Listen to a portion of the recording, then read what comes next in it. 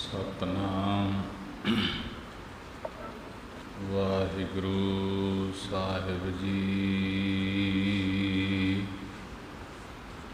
ਸਤਨਾਮ ਵਾਹਿਗੁਰੂ ਸਾਹਿਬ ਜੀ।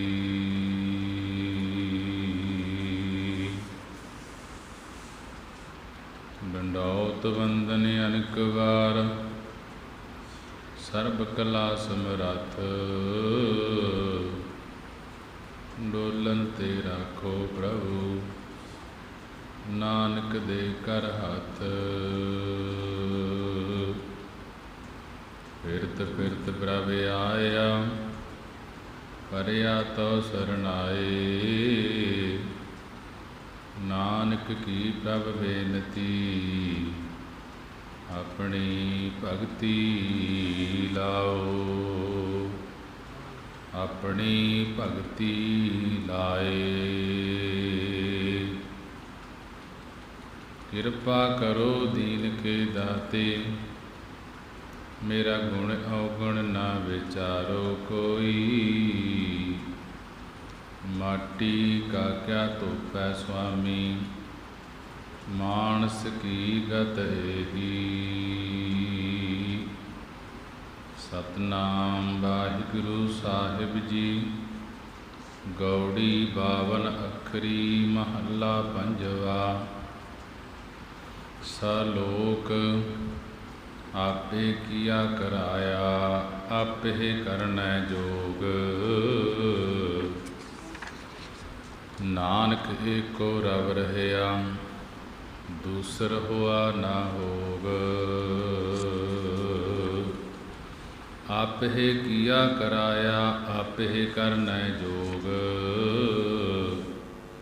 ਨਾਨਕ ਏਕੋ ਰਵ ਰਹਿਆ, ਦੂਸਰ ਹੋਆ ਨਾ ਹੋਗ। ਪੌੜੀ। ਓਮ ਸਾਧ ਸਤਿਗੁਰ ਨਮਸਕਾਰੰ, ਆਦ ਮਦ ਅੰਤ ਨਿਰੰਕਾਰੰ। ਆਪੇ ਸੁਨ ਆਪੇ ਸੁਖ ਆਸਨ, ਆਪੇ ਸੁਨਤ ਆਪ ਹੀ ਜਾਸਨ। ਆਪਨ ਆਪ ਆਪੇ ਉਪਾਇਓ, ਆਪੇ ਬਾਪ ਆਪ ਹੀ ਮਾਇਓ। ਆਪੇ ਸੂਖਮ ਆਪੇ ਅਸਥੂਲਾ, ਲਖੀ ਨ ਜਾਈ ਨਾਨਕ ਲੀਲਾ। ਕਰ ਕਿਰਪਾ ਪ੍ਰਭ ਦੀਨ ਦਿਆਲਾ, ਤੇਰੇ ਸੰਤਨ ਕੀ ਮਨ ਹੋਏ ਰਵਾਲਾ।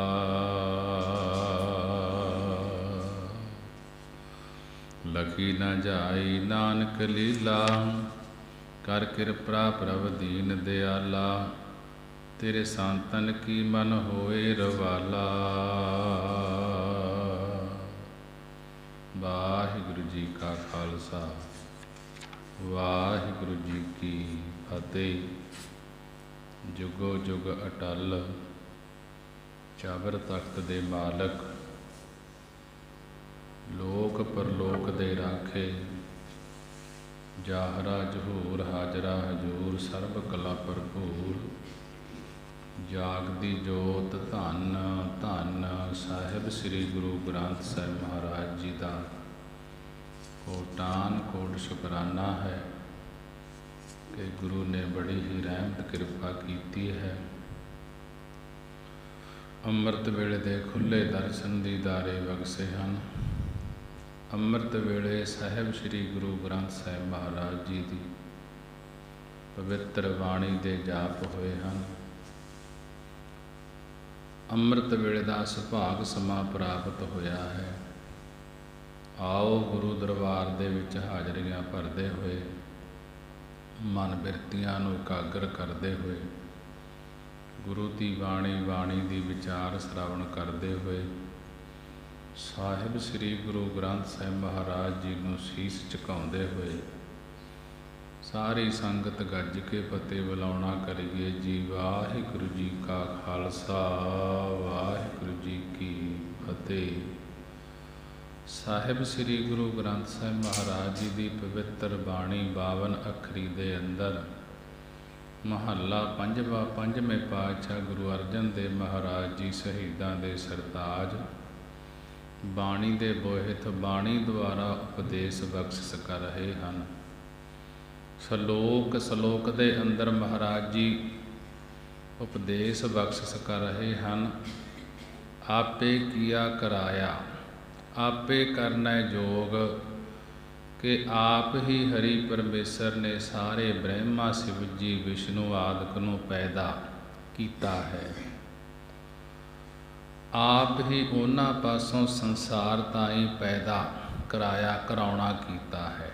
ਆਪੇ ਕੀਆ ਕਰਾਇਆ, ਆਪੇ ਹੀ ਕਰਨਾ ਜੋਗ ਕਿ ਆਪ ਹੀ ਹਰੀ ਪਰਮੇਸ਼ਰ ਨੇ ਸਾਰੇ ਬ੍ਰਹਮਾ ਸ਼ਿਵ ਜੀ ਵਿਸ਼ਨੂੰ ਆਦਿਕ ਨੂੰ ਪੈਦਾ ਕੀਤਾ ਹੈ।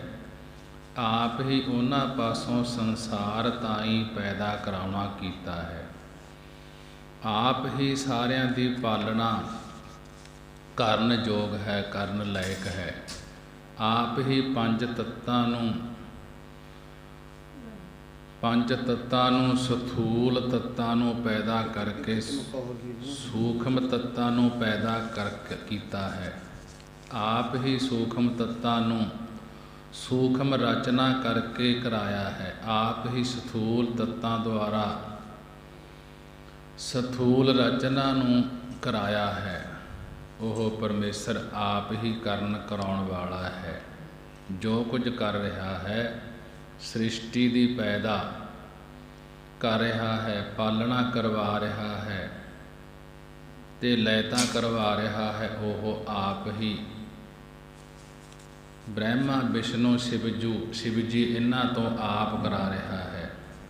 ਮਹਾਰਾਜ ਜੀ ਅੱਗੇ ਕਹਿਣ ਲੱਗੇ, ਨਾਨਕ ਏਕੋ ਰਵ ਰਹਿਆ ਦੂਸਰ ਹੋਆ ਨਾ ਹੋਗ। ਸਤਿਗੁਰੂ ਜੀ ਕਥਨ ਕਰਦੇ ਹਨ ਕਿ ਇੱਕੋ ਆਪ ਹੀ ਹਰੀ ਸਾਰੇ ਵਿਆਪਕ ਹੋ ਰਿਹਾ ਹੈ, ਵਸ ਰਿਹਾ ਹੈ। ਨਾਨਕ ਏਕੋ ਰਵ ਰਹਿਆ। ਸਤਿਗੁਰੂ ਗੁਰੂ ਅਰਜਨ ਦੇਵ ਮਹਾਰਾਜ ਜੀ ਸਮਝਾ ਰਹੇ ਹਨ ਕਿ ਹੇ ਭਾਈ, ਇੱਕੋ ਆਪ ਹੀ ਹਰੀ ਸਾਰੇ ਰੱਬ ਰਿਹਾ ਹੈ, ਸਾਰੇ ਵਿਆਪਕ ਹੋਇਆ ਹੈ। ਘਟ ਘਟ ਮੈਂ ਹਰਿ ਜੂ ਬਸੈ, ਸੰਤਨ ਕਹਿਓ ਪੁਕਾਰ ਕਿ ਸਾਰੇ ਥਾਵਾਂ ਤੇ ਉਹ ਹਰੀ ਵਾਹਿਗੁਰੂ ਆਪ ਵਿਆਪਕ ਹੋ ਰਿਹਾ ਹੈ। ਦੂਸਰ ਹੋਆ ਨਾ ਹੋਗ, ਉਸ ਵਰਗਾ ਦੂਸਰ ਦੂਜਾ ਨਾ ਕੋਈ ਹੋਇਆ ਹੈ, ਨਾ ਹੀ ਹੋਵੇਗਾ। ਇਹ ਸ਼ਲੋਕ ਤੋਂ ਅਗਲੀ ਪੌੜੀ ਮੰਗਲ ਰੂਪ ਵਿੱਚ ਕਥਨ ਕਰਦੇ ਹਨ, ਕਿਉਂਕਿ ਨਵੇਂ ਕੰਮ ਦੇ ਮੁੱਢ ਵਿੱਚ ਹਮੇਸ਼ਾ ਮੰਗਲ ਕਰਨਾ ਪੈਂਦਾ ਹੈ। ਜਿਵੇਂ ਸੁਖਮਨੀ ਸਾਹਿਬ ਆਰੰਭ ਕਰਨ ਵੇਲੇ ਵੀ ਪਹਿਲੇ ਮੰਤਰ ਕੀਤਾ ਹੈ, ਆਦਿ ਗੁਰ ਹੈ ਨਮਹਿ ਜੁਗਾਦ ਗੁਰ ਇਹ ਨਮੇ। ਦਸ਼ਮੇਸ਼ ਜੀ ਨੇ ਚੰਡੀ ਦੀ ਵਾਰ ਰਚਨ ਲੱਗਿਆਂ ਪਹਿਲੇ ਮੰਗਲ ਕੀਤਾ ਹੈ, ਪ੍ਰਿਥਮ ਭਗਉਤੀ ਸਿਮਰ ਕੈ ਗੁਰੂ ਨਾਨਕ ਲਈ ਧਿਆਏ। ਤੇ ਪਹਿਲਾਂ ਓਮ ਸਿੱਧ ਅੱਖਰ ਆਇਆ ਹੈ। ਜਿਸ ਵਕਤ ਨਾਗਰੀ ਅੱਖਰ ਲਿਖਦੇ ਹਨ, ਭਾਵ ਟਾਕਰੇ ਲਿਖਦੇ ਹਨ, ਉਸ ਵੇਲੇ ਉਹਨਾਂ ਨੂੰ ਸਬਕ ਪੜ੍ਹਾਉਣ ਵੇਲੇ ਓਮ ਸਿੱਧ ਵਾਕਾਂ ਨੂੰ ਪੜ੍ਹਾਇਆ ਜਾਂਦਾ ਹੈ। ਜਿੱਥੇ ਪਹਿਲਾਂ ਓਮ ਸ਼ਬਦ ਉਚਾਰਨ ਕਰਦੇ ਹਨ, ਅੱਗੇ ਸਿੱਧੰ ਦੇ ਥਾਂ ਸੱਸਾ ਪਹਿਲਾਂ ਉਚਾਰਨ ਕਰਦੇ ਹਨ, ਫੇਰ ਧੱਦਾ ਨੰਨਾ ਈੜੀ ਐੜਾ ਉਚਾਰਨ ਕਰਨਗੇ। ਪੌੜੀ ਦੇ ਅੰਦਰ ਮਹਾਰਾਜ ਜੀ ਗੁਰਬਾਣੀ ਦੁਆਰਾ ਸਮਝਾ ਰਹੇ ਹਨ, ਓੰ ਸਾਧ ਸਤਿਗੁਰ ਨਮਸਕਾਰੰ, ਕਿ ਪਰਮੇਸ਼ਰ ਦੇ ਸਾਧ ਸੰਤਾਂ ਅਤੇ ਸਤਿਗੁਰਾਂ ਨੂੰ ਸਾਡੀ ਨਮਸਕਾਰੰ ਪ੍ਰਣਾਮ ਹੈ। ਓਂਕਾਰ ਨਾਮ ਨੂੰ ਵੀ ਸਾਡੀ ਨਮਸਕਾਰ ਹੈ।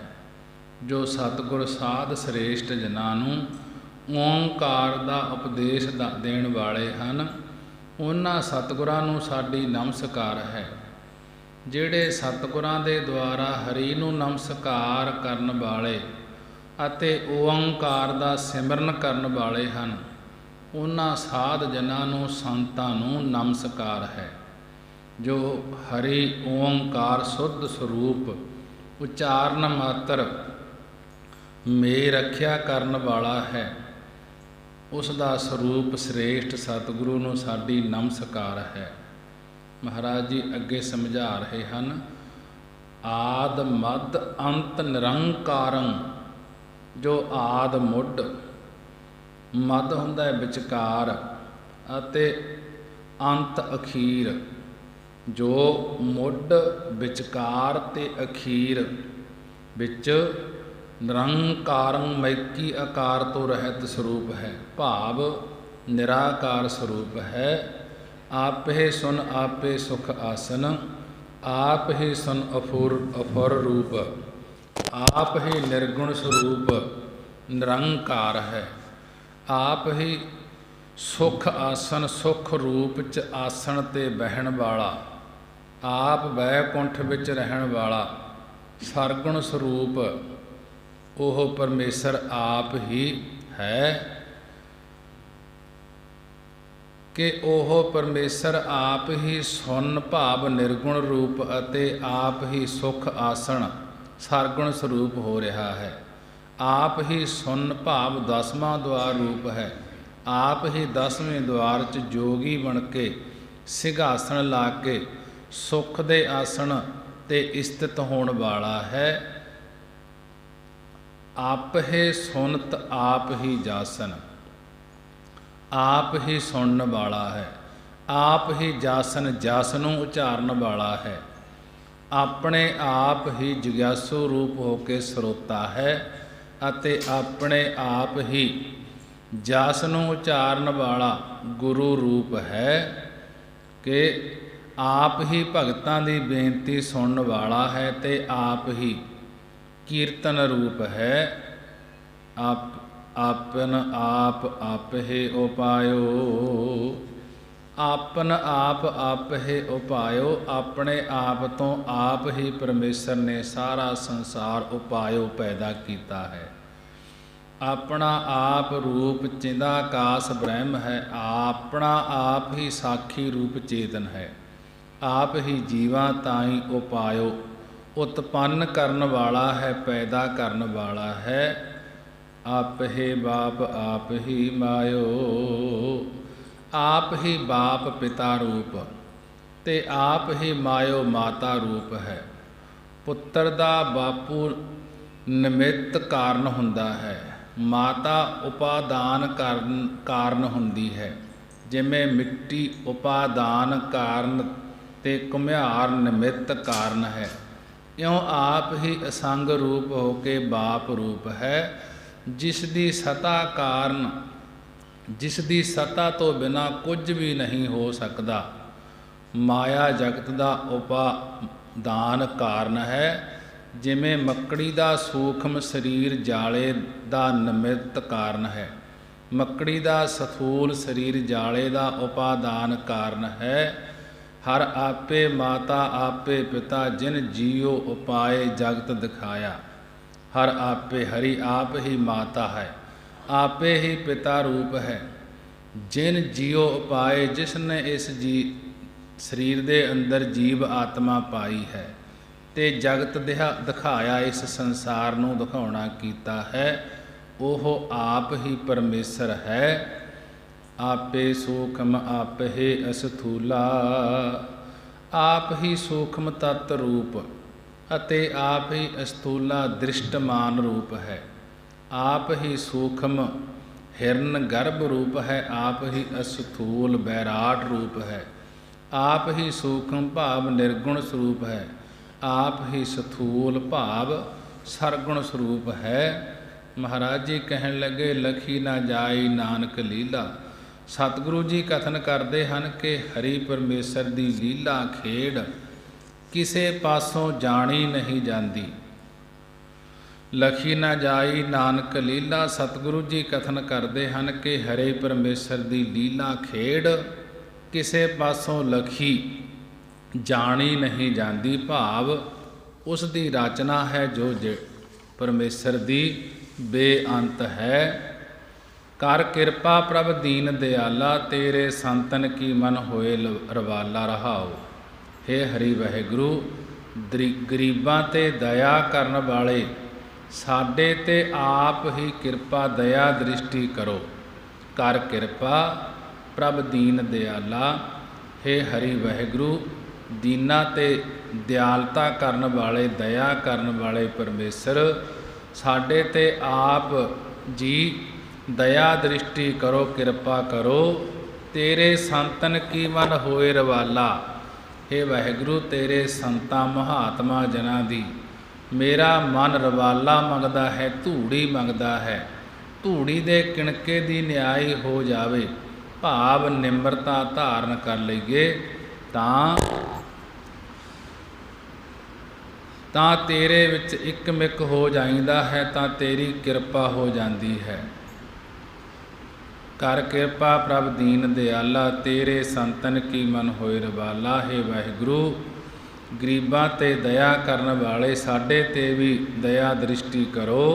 जो तेरे महात्मा जना दी मेरा मन रवाला मंगदा है, धूड़ी ते धूड़ी दे किणके दी न्याय हो जाए, भाव निम्रता धारण कर लईए तां तेरी कृपा दृष्टि हो जाए।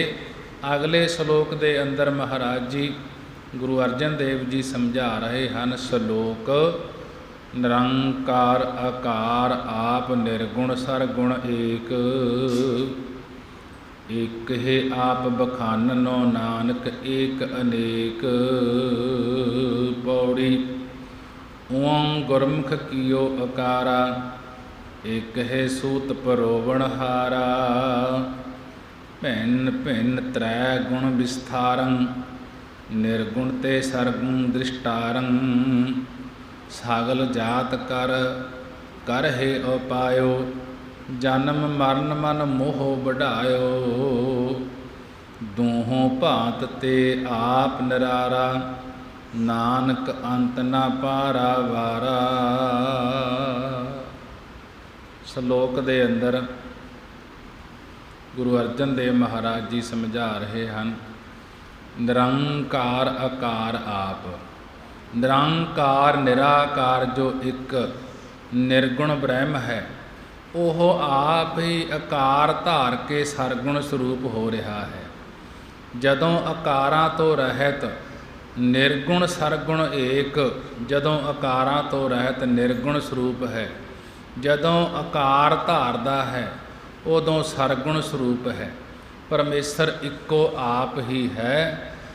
ਜਿਸ ਪ੍ਰਕਾਰ ਕੋਈ ਪਾਤਸ਼ਾਹ ਸਭਾ ਲਾ ਕੇ ਬੈਠ ਜਾਵੇ, जिस प्रकार कोई राजा सभा ला के बैठ जाए, उस वेले सिपाही वजीर अहलकार सारिਆਂ ਸਮੇਤ सभा भरपूर ਹੁੰਦੀ है, भरी ਹੁੰਦੀ है। ਜਦੋਂ ਜਗਤ ਨੂੰ ਆਪਣੇ ਆਪ ਰਚਦਾ ਹੈ ਉਹ ਪਰਮੇਸ਼ਰ ਕਿ ਮੈਂ ਇੱਕ ਤੋਂ ਅਨੇਕ ਹੋਵਾਂ, ਉਦੋਂ ਸਰਗੁਣ ਸਰੂਪ ਹੈ। ਜਦੋਂ ਸਾਰੇ ਪਸਾਰੇ ਨੂੰ ਸਮੇਟ ਕੇ ਨਿਰਲੇਪ ਹੁੰਦਾ ਹੈ ਉਦੋਂ निरंकार निर्गुण स्वरूप है। एक है एक बखाननो, नानक एक अनेक। उस परमेश्वर नूं एको वेद ते एको शास्त्र, इको तत्त बेत्यां ने, ब्रह्म बेत्यां ने बखाननो कथन कीता है।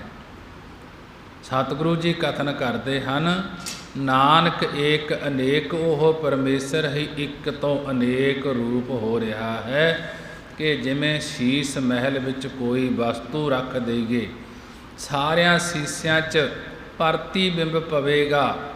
ਜਿਵੇਂ ਉੱਥੇ ਸ਼ੀਸ਼ ਮਹਿਲ ਵਿੱਚ ਕੋਈ ਪੁਰਖ ਚਲਿਆ ਜਾਵੇ, ਸਾਰੇ ਸ਼ੀਸ਼ਿਆਂ ਵਿੱਚ ਉਸ ਦਾ ਪ੍ਰਤੀਬਿੰਬ, ਉਸ ਦਾ ਪਰਛਾਵਾਂ ਹੋਵੇਗਾ। ਪੁਰਖ ਇੱਕੋ ਹੀ ਹੈ, ਪਰਛਾਵਾਂ ਸ਼ੀਸ਼ਿਆਂ ਵਿੱਚ ਕਿਤਨੀ ਗਿਣਤੀ ਦੀ ਤਰ੍ਹਾਂ ਦਿਸਦਾ ਹੈ।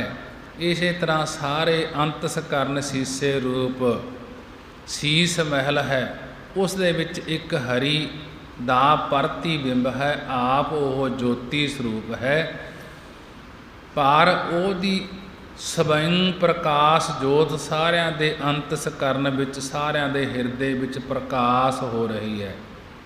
ਉਹ ਜੋਤ ਜੋ ਭਿੰਨ ਭਿੰਨ ਜੀਵਾਂ ਵਿੱਚ ਪ੍ਰਕਾਸ਼ ਰਹੀ ਹੈ, ਉਸ ਨੂੰ ਪਰਤਕ ਜੋਤ ਕਹਿੰਦੇ ਹਨ, ਜੋ ਸਾਰਿਆਂ ਵਿੱਚ ਵਿਆਪਕ ਹੈ। ਉਸ ਨੂੰ ਅਦਵੈਤ ਆਨੰਦ ਰੂਪ ਜੋਤੀ ਕਹੀਦਾ ਹੈ। ਪੌੜੀ ਓੰਕਾਰ ਗੁਰਮੁਖ ਕੀਓ ਅਕਾਰਾ। ਓੰਕਾਰ ਮੰਗਲ ਰੂਪ ਹਰੀ ਨੇ, ਉਸ ਪਰਮੇਸ਼ਰ ਨੇ ਆਪ ਹੀ ਸੰਸਾਰ ਦਾ ਆਕਾਰ ਕੀਤਾ ਹੈ, ਇਸ ਦੇ ਪਸਾਰੇ ਨੂੰ ਫੈਲਾਇਆ ਹੈ। ਗੁਰਮੁਖਾਂ ਨੇ ਇਹ ਨਿਸ਼ਚੈ ਕੀਤਾ ਹੈ ਕਿ ਗੁਰਮੁਖਾਂ ਨੇ ਜਾਣਿਆ ਹੈ ਕਿ ਓੰਕਾਰ ਸ਼ਬਦ ਤੋਂ ਸਾਰੇ ਸੰਸਾਰ ਦੀਆਂ ਸੁਰਤਾਂ ਬਣਾਈਆਂ ਹਨ, ਕਿ ਓੰਕਾਰ ਰੂਪ ਪਰਮਾਤਮਾ ਨੇ ਜਗਤ ਦਾ ਆਕਾਰ ਕੀਤਾ ਹੈ, ਪਸਾਰਾ ਫੈਲਾਇਆ ਹੈ। ਜੈਸਾ ਕਿ ਓੰਕਾਰ ਉਤਪਾਤੀ ਕੀਆ ਦਿਨਸ ਸਭ ਰਾਤੀ। ਓੰਕਾਰ ਕਹਿ ਕੇ ਉਸ ਪਰਮੇਸ਼ਰ ਨੇ ਸਾਰਾ ਸੰਸਾਰ ਪੈਦਾ ਕੀਤਾ ਹੈ ਤੇ ਦਿਨ ਤੇ ਰਾਤ ਬਣਾਏ ਹਨ। ਏਕੇ ਸੂਤ ਪਰੋਵਣ ਹਾਰਾ। ਇੱਕੋ ਚੇਤਨ ਸਤਾ ਰੂਪੀ ਹੁਕਮ ਰੂਪੀ ਸੂਤਰ ਦੇ ਵਿੱਚ ਅਨੇਕਾਂ ਸੂਖਮ ਸਥੂਲ ਆਦਿਕ ਸਰੀਰਾਂ ਰੂਪ ਮਣਕਿਆਂ ਨੂੰ ਪਰੋਵਣ ਹਾਰਾ ਪਰੋਣ ਵਾਲਾ ਹੈ। ਪ੍ਰਾਣਾ ਰੂਪੀ ਧਾਗੇ ਵਿੱਚ ਪਰੋਵਣ ਵਾਲਾ ਉਹ ਪਰਮੇਸ਼ਰ ਹੀ ਹੈ। ਭਿੰਨ ਭਿੰਨ ਤ੍ਰੈ ਗੁਣ ਵਿਸਥਾਰੰ। ਉਸਨੇ ਆਪ ਹੀ ਭਿੰਨ ਭਿੰਨ ਵੱਖੋ ਵੱਖਰੇ ਤ੍ਰੈ ਗੁਣ, ਤਿੰਨ ਗੁਣ ਰਾਜਸੀ ਤਾਮਸੀ ਸਾਤਕੀ ਦਾ ਵਿਸਥਾਰ ਫੈਲਾ ਕੀਤਾ ਹੋਇਆ ਹੈ। ਭਾਵ ਰਜੋਗੁਣੀ ਧਰਤੀ ਤੇ ਰਜੋਗੁਣੀ ਧਰਤੀ ਤੇ ਮਨੁੱਖ ਹਨ, ਤਮੋਗੁਣੀ ਪਾਤਾਲ ਵਿੱਚ ਨਾਗ ਆਦਿਕ ਅਤੇ ਸਤੋਗੁਣੀ ਸਵਰਗ ਵਿੱਚ ਦੇਵਤੇ ਹਨ। ਨਿਰਗੁਣ ਤੇ ਸਰਗੁਣ ਦਿਸ਼ਟਾਰੰ। ਨਿਰਗੁਣ ਸਰੂਪ ਤੇ ਪਰਮੇਸ਼ਰ ਸਰਗੁਣ ਸਰੂਪ ਆਪ ਵਿਰਾਟ ਰੂਪ ਵਿੱਚ ਦਿਸ਼ਟਾਰੰ ਨਦਰੀ ਆਉਂਦਾ ਹੈ। ਸਗਲ ਭਾਤ ਕਰ ਰਹੇ ਉਪਾਇਓ। ਸਾਗਲ ਸਭ ਭਾਂਤ ਹੁੰਦਾ ਤਰ੍ਹਾਂ, ਸਭ ਤਰ੍ਹਾਂ ਕਰਕੇ ਉਸ ਪਰਮੇਸ਼ਰ ਨੇ ਸੰਸਾਰ ਨੂੰ ਉਪਾਇਓ ਪੈਦਾ ਕਰਨਾ ਕੀਤਾ ਹੈ ਅਤੇ ਆਪ ਹੀ ਸਾਰਿਆਂ ਦੀ ਕਿਰਿਆ ਕਰਾ ਰਿਹਾ ਹੈ। ਸਾਰਿਆਂ ਦੀ ਪਰਲੋ ਰੂਪ ਵੀ ਆਪ ਹੀ ਕਰਾਉਣ ਵਾਲਾ ਹੈ। ਸਾਰਿਆਂ ਨੂੰ ਅਸਤੀ ਭਾਂਤੀ ਪੇਤਾ ਰੂਪ ਕਰਕੇ ਪ੍ਰਕਾਸ਼ ਰਿਹਾ ਹੈ। ਜਨਮ ਮਰਨ ਮਨ ਮੋਹ ਵਢਾਇਓ। ਆਪ ਹੀ ਜੀਵਾਂ ਦੇ ਮਨ ਅੰਦਰ ਮੋਹ ਵਢਾਇਓ, ਵਧਾ ਕੇ ਜਨਮ ਮਰਨ ਜੰਮਣਾ ਮਰਨਾ ਰਚ ਦਿੱਤਾ ਹੈ। ਜਨਮ ਮਰਨ ਮਨ ਮੋਹ ਵਢਾਇਓ ਕਿ ਆਪ ਹੀ ਪਰਮੇਸ਼ਰ ਨੇ ਜੀਵਾਂ ਦੇ ਮਨਾਂ ਅੰਦਰ ਮੋਹ ਵਧਾ ਕੇ ਜਨਮ ਮਰਨ ਜੰਮਣਾ ਮਰਨਾ ਰਚ ਦਿੱਤਾ ਹੈ। ਸ੍ਰਿਸ਼ਟੀ ਦੀ ਰਚਨਾ ਵਿੱਚ ਮਨ ਵਾਲੇ ਜੀਵ ਪੈਦਾ ਕਰਕੇ ਉਹਨਾਂ ਦੇ ਮਨ ਅੰਦਰ ਮੋਹ ਦਾ ਪਸਾਰਾ ਵਧਾ ਦਿੱਤਾ ਹੈ। ਜਿਸ ਮੋਹ ਦੀ ਫਾਹੀ ਕਰਕੇ ਜੰਮਣਾ ਮਰਨਾ ਹੋ ਗਿਆ ਹੈ, ਭਾਵ ਮੋਹ ਕਰਕੇ ਵਾਸਨਾ ਪੈਦਾ ਹੁੰਦੀ ਹੈ ਤੇ ਵਾਸਨਾ ਕਰਕੇ ਜੀਵ ਆਉਂਦਾ ਜਾਂਦਾ ਰਹਿੰਦਾ ਹੈ। ਜੈਸਾ ਕਿ ਜੁਗ ਜੁਗ ਮੇਰ ਸਰੀਰ ਕਾ ਵਾਸਨਾ ਵੱਧਦਾ ਆਵੈ ਜਾਏ, ਕਿ ਜਿਵੇਂ ਜਿਵੇਂ ਯੁੱਗਾਂ ਦੇ ਵਿੱਚ ਇਹ ਸਰੀਰ ਵਾਸਨਾ ਕਰਕੇ ਆਉਂਦਾ ਹੈ ਤਾਂ ਵਾਸਨਾ ਦਾ ਵਧਿਆ ਹੋਇਆ ਆਵੈ ਜਾਏ, ਜੰਮਦਾ ਮਰਦਾ ਰਹਿੰਦਾ ਹੈ। ਦੋਹੋਂ ਭਾਂਤ ਤੇ ਆਪ ਨਿਰਾਰਾ। ਦੋਹਾਂ ਜੰਮਣ ਮਰਨ ਆਦਿ ਦੇ ਤਰੀਕਿਆਂ ਤੋਂ ਆਪ ਪਰਮੇਸ਼ਰ ਨਿਰਾਰਾ ਅਸੰਗ ਹੈ, ਵੱਖਰਾ ਹੈ, ਪਰ ਫੇਰ ਵੀ ਦੋਹਾਂ ਨੂੰ ਪ੍ਰਕਾਸ਼ੀ ਜਾਂਦਾ ਹੈ ਕਿ ਇਹ ਜੰਮਣ ਵਾਲੀ ਤੇ ਉਹ ਮਰਨ ਵਾਲੀ ਚੀਜ਼ ਹੈ। ਨਾਨਕ ਅੰਤ ਨਾ ਪਾਰਾ ਵਾਰਾ। ਸਤਿਗੁਰੂ ਜੀ ਕਥਨ ਕਰਦੇ ਹਨ, ਜਿਵੇਂ ਸਮੁੰਦਰ ਦਾ ਅੰਤ ਨਹੀਂ ਪੈਂਦਾ, ਇਸੇ ਤਰ੍ਹਾਂ ਉਸ ਵਾਹਿਗੁਰੂ ਦਾ ਲੋਕ ਪਰਲੋਕ ਕਰਕੇ ਪਾਰਾ ਵਾਰਾ ਪਾਰ ਔਰ ਵਾਰ ਦਾ ਅੰਤ ਨਹੀਂ ਪਾਇਆ ਜਾ ਸਕਦਾ। ਸਲੋਕ ਸੇਈ ਸਾਹ ਭਗਵੰਤ ਸੇ ਸੱਚ ਸੰਪੈ ਹਰ ਰਾਸ। ਨਾਨਕ ਸੱਚ ਸੁਚ ਪਾਈਐ ਤਿਹ ਸੰਤਨ ਕੈ ਪਾਸ।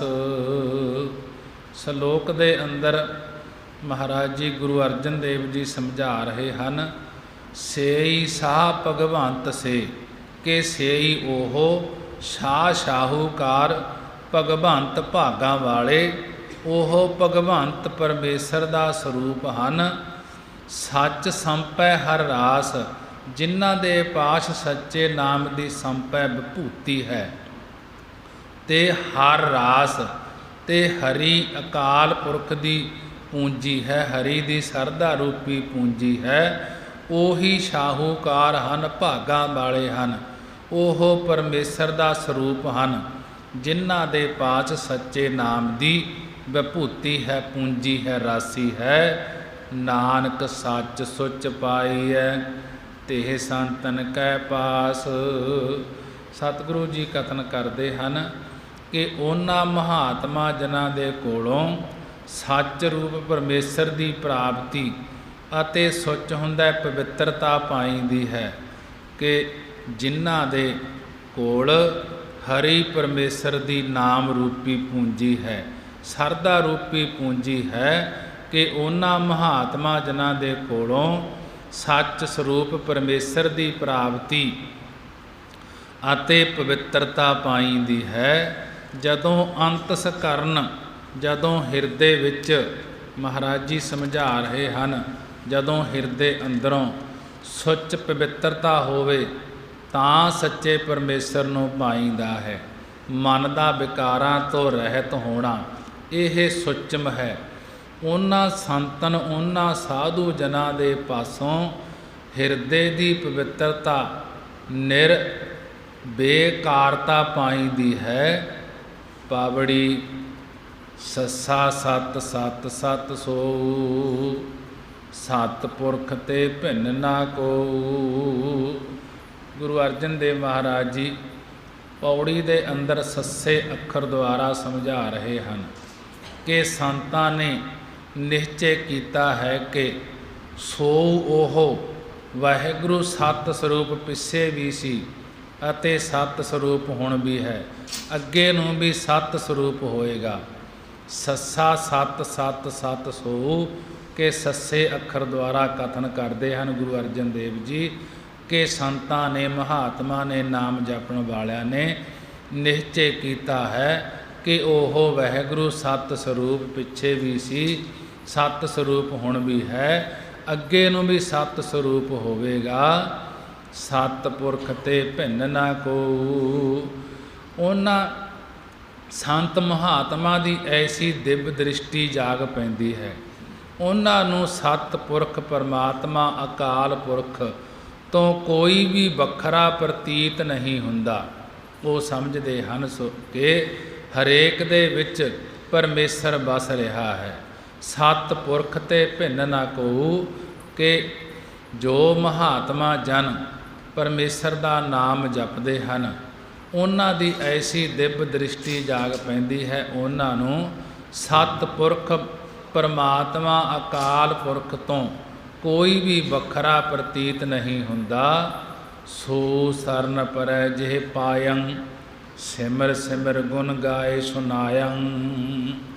ਕਿ ਸੋ ਉਹੀ ਵਾਹਿਗੁਰੂ ਪਰਮੇਸ਼ਰ ਦੀ ਸਰਨ ਓਟ ਪੈਂਦੇ ਹਨ, ਜਿਨ੍ਹਾਂ ਨੂੰ ਹਰੀ ਆਪ ਪਾਇੰ ਪਾਉਂਦਾ ਹੈ।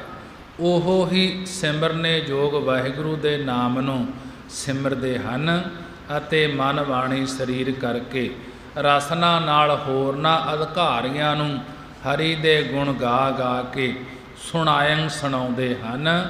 ਸੰਸੈ ਭਰਮ ਨਹੀਂ ਕਸ ਵਿਆਪਤ, ਪ੍ਰਗਟ ਪ੍ਰਤਾਪ ਤਾਹੂ ਤੇ ਜਾਪਤ। ਕਿ ਉਹਨਾਂ ਨੂੰ ਕਿਸੇ ਪ੍ਰਕਾਰ ਪ੍ਰਾਣਗਤ ਸੰਸਾ, ਪ੍ਰੇਗਤ ਸੰਸਾ, ਬੇਪਰਜੇ ਸੰਸਾ ਆਦਿਕ ਸੰਸੇ ਅਤੇ ਨਾ ਹੀ ਪੰਜ ਪ੍ਰਕਾਰ ਦਾ ਵਹਿਮ ਆਦ ਕੁਝ ਵੀ ਨਹੀਂ ਵਿਆਪਦਾ।